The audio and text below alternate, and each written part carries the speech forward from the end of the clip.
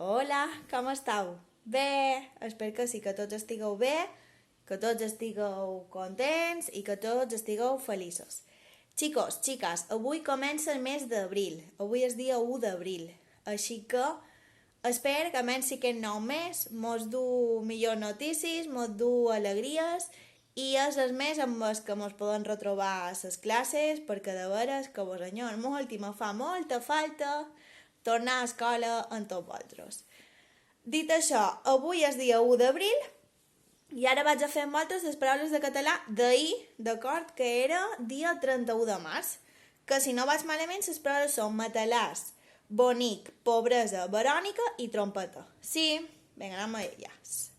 Matalàs. Anem a separar en síl·labes. Ma-ta-las. 3 síl·labes.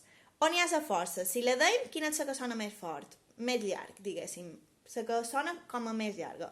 Matalàs. Las, la darrera, per tant, és una paraula aguda. Molt bé. Anem a la següent. Bonic. Bonic. 2 síl·labes. Anem a mirar en quina és la síl·laba que sona més llarg. Bonic. Quina és la última o penúltima? Bonic. Última. Per tant, és una paraula aguda també. Molt bé, xicos. Anem a la següent. Pobresa. Pobresa. Quina és la que sona més llarg? Pobresa. Última, penúltima o antepenúltima? Penúltima, molt bé. Per tant, és una paraula plana. Super. Verònica. En homenatge a la meva amiga Vero. Beso, Vero. Verònica. Verònica. Quina és la que sona més llarg? Verònica. Última, penúltima o antepenúltima? Ro, no és vera.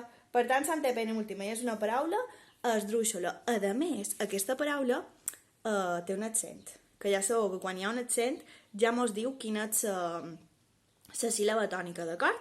Vinga, vamos a ello, que mos en queda una. Trompeta. Trompeta. Quina és la síl·laba que sona més llarg? Trompeta. Última, penúltima o antepenúltima?